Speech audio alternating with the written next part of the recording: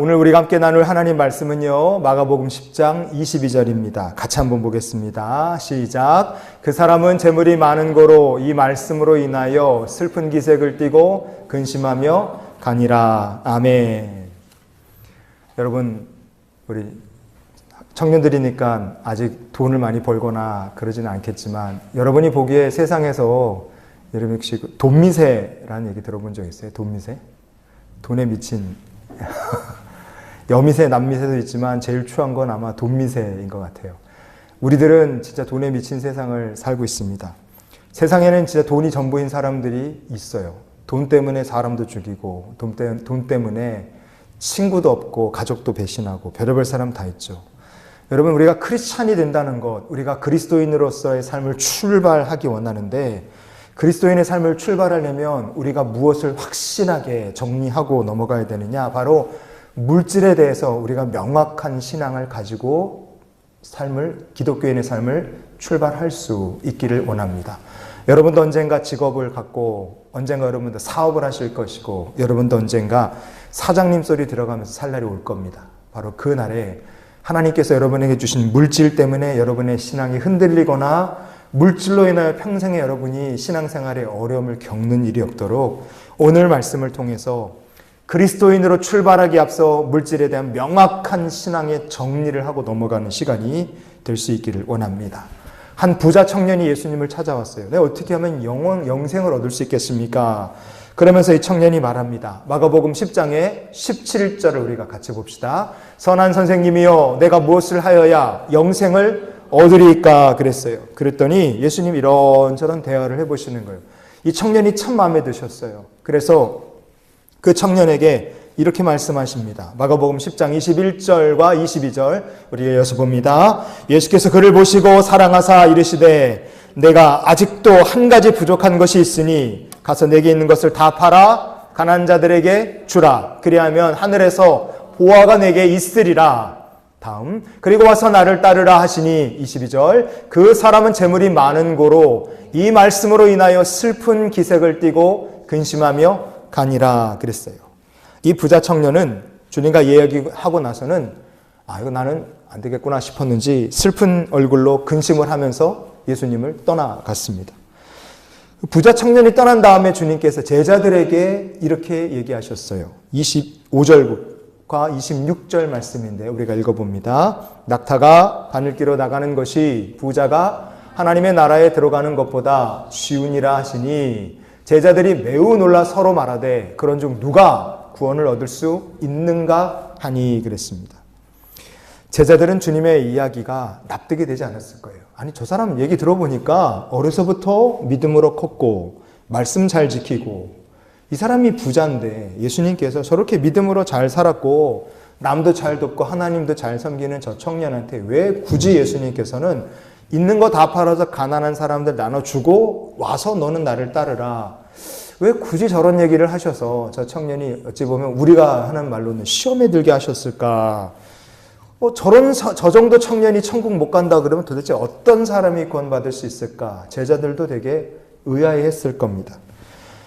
여기 있는 청년들 중에서 이 제자들이나 아니면 청년처럼 도대체 주님이 하신 말씀이 잘 이해가 되지 않는 분들도 있을 수 있어요. 왜 그러면 주님께서는 이 부자 청년더러 천국에 들어가기가 어려울 것이라 그렇게 말씀하셨겠습니까? 우리가 물질에 대해서 어떤 믿음, 내가 어떤 신앙의 태도를 가지고 있어야 저는요, 여러분이 부자로 살다가 부자로 죽어서 부자로 천국에 들어갈 수 있기를 바라요. 어떻게 하면 우리가 믿음으로 살고 하나님 준 축복을 풍성히 누리다가 부자로서 천국에 들어갈 수 있을까? 가난해도 천국에 들어가고 부자로서도 천국에 들어갈 수 있겠지만 그럼 부자로서 우리가 천국에 들어가면 더 좋잖아요. 어떻게 하면 그렇게 될 수 있을까요? 크리스찬의 삶을 출발하는 여러분과 이런 이야기를 좀 나누고 싶습니다. 다음 넘겨주시죠. 여러분, 여기 있는 그림은요, 죽음과 구두쇠라는 그림입니다. 워싱턴 국립박물관에 지금 소장되어 있는 그림인데요. 이 그림은 주제가 뭐냐면 탐욕이란 과연 무엇이냐? 탐욕. 이 그림에는요, 생애의 마지막을 맞고 있는 한 구두쇠 할아버지가 침대에 이렇게 앉아 있는 그림입니다. 자, 넘겨주십시오. 그런데 이 구두쇠 영감님 뒤에는 천사가 이렇게 딱 붙잡고 돕고 있어요. 손가락을 이렇게 가리키고 천사는 이렇게 하늘을 보면서 이 구두쇠 노인 보고 너가 지금 이제 죽기 직전인데 이렇게 말하는 것 같아요. 여기 세상을 바라보거나 돈 이제 더 이상 바라보지 말고 하늘을 이렇게 보면서 저 높이 있는 하늘, 영원한 아버지 집을 너가 바라보라. 그러면서 이 구두쇠 노인, 죽음을 임박하고 있는 이 노인을 이렇게 돕고 있습니다. 하늘을 봐야 된다.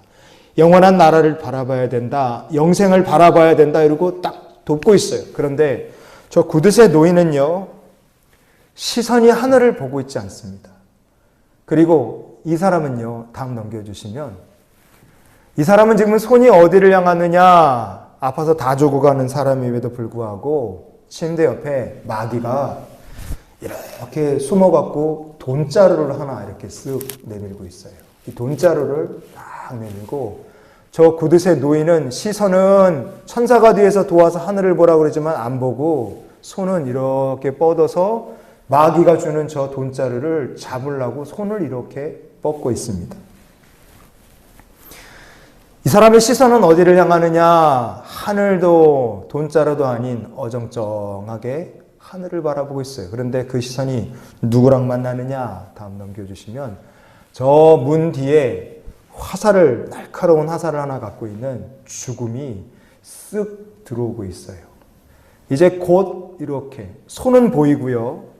얼굴만 이렇게 내밀면 이제 죽음이 저 사람과 시선이 딱 마주치게 생겼어요.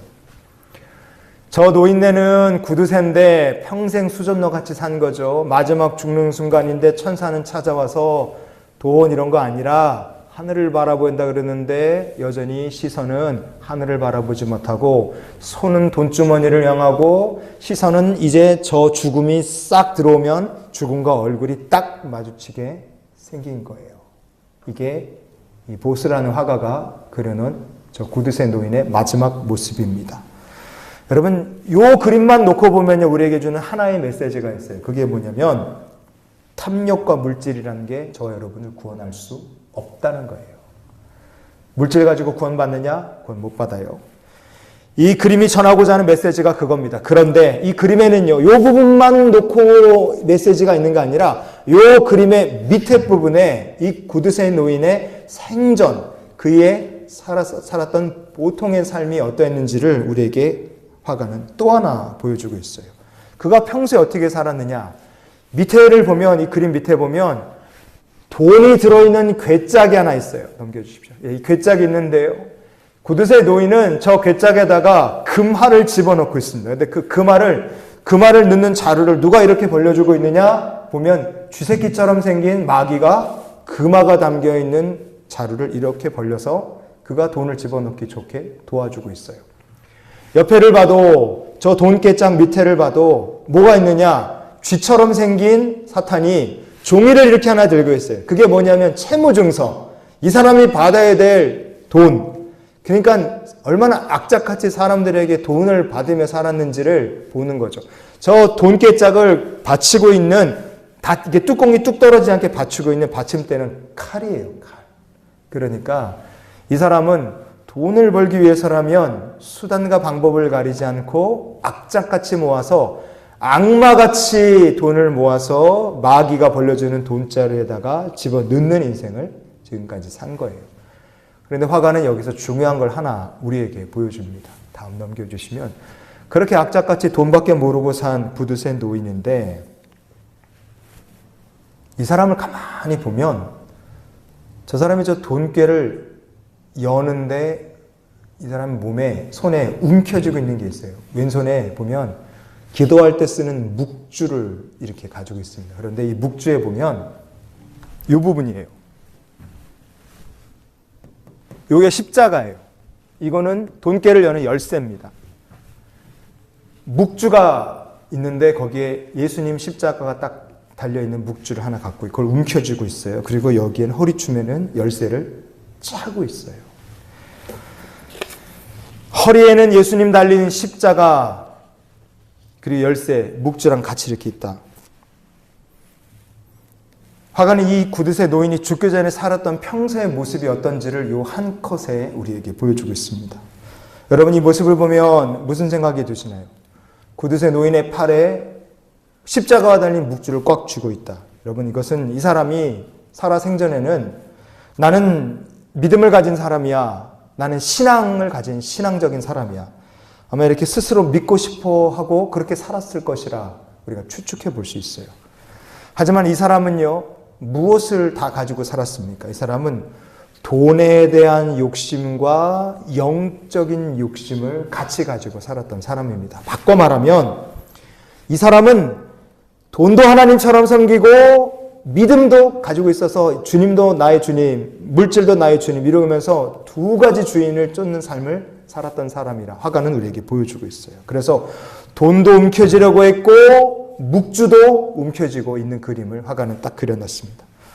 그래서 우리는 왜 이 구두쇠 노인이 죽는 마지막 순간에 예수님이 그를 영접하러 온 것이 아니라 화살을 든 죽음의 사자가 그를 영접하러 왔는가 하는 것을 이 모습에서 그 이유를 알 수 있습니다.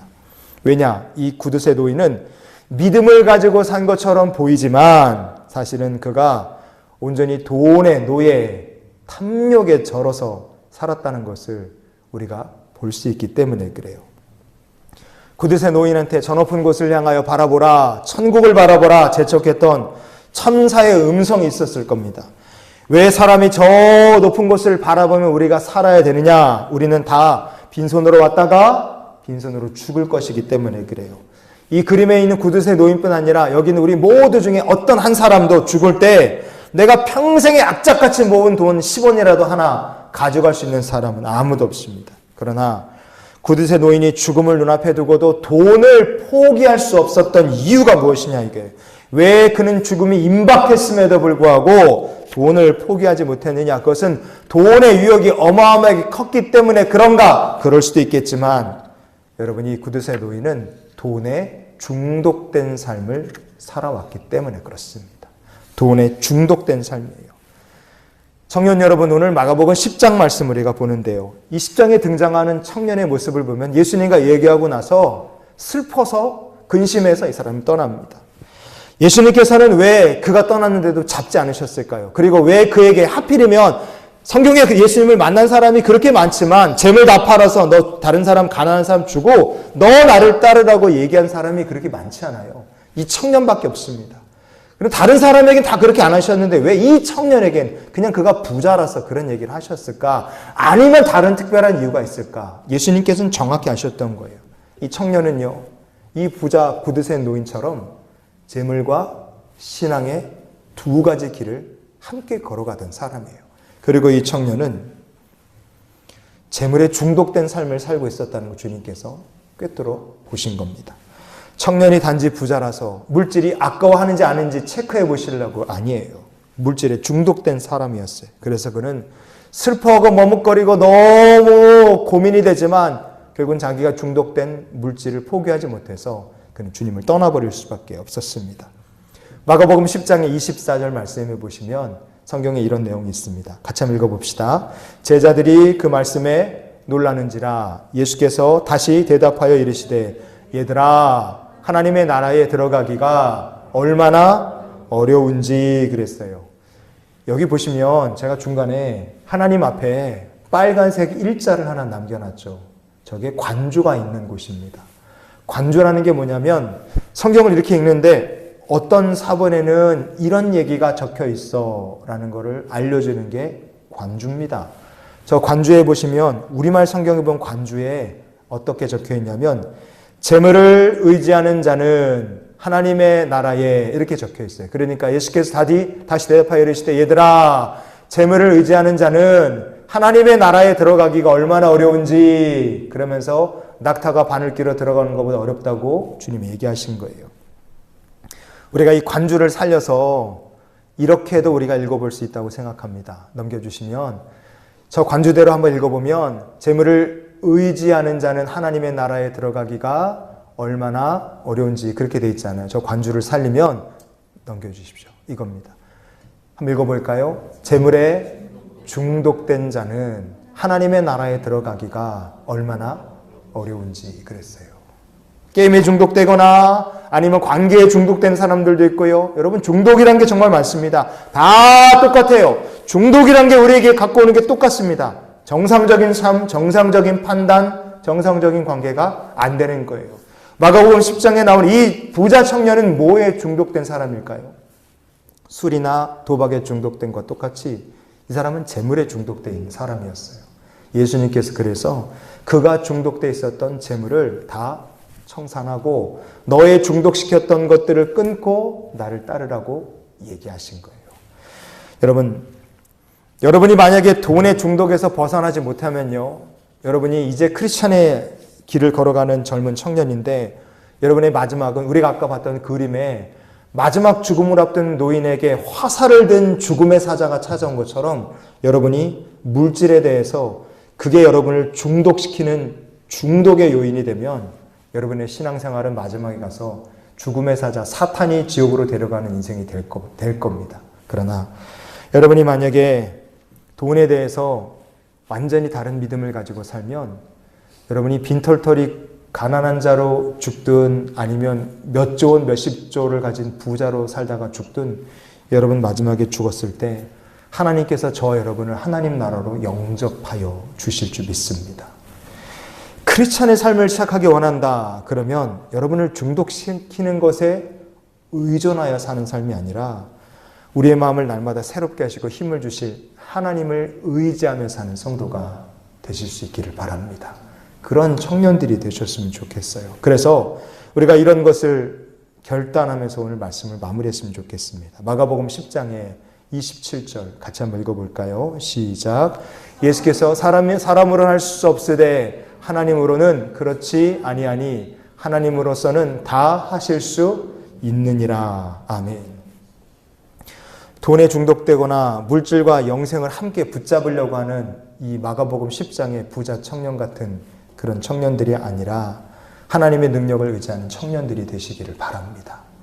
여러분, 물질에 대해서 여러분이 앞으로 월급쟁이로 살든 사업을 하든 무엇을 하든 그 물질이 여러분을 중독시키는 것이 아니라 여러분이 그 물질을 가지고 하나님을 위해서 선하게 쓸 수 있는 물질의 노예가 아니라 물질을 가지고 선하게 쓸 수 있는 주의 백성들이 되시기를 바라요.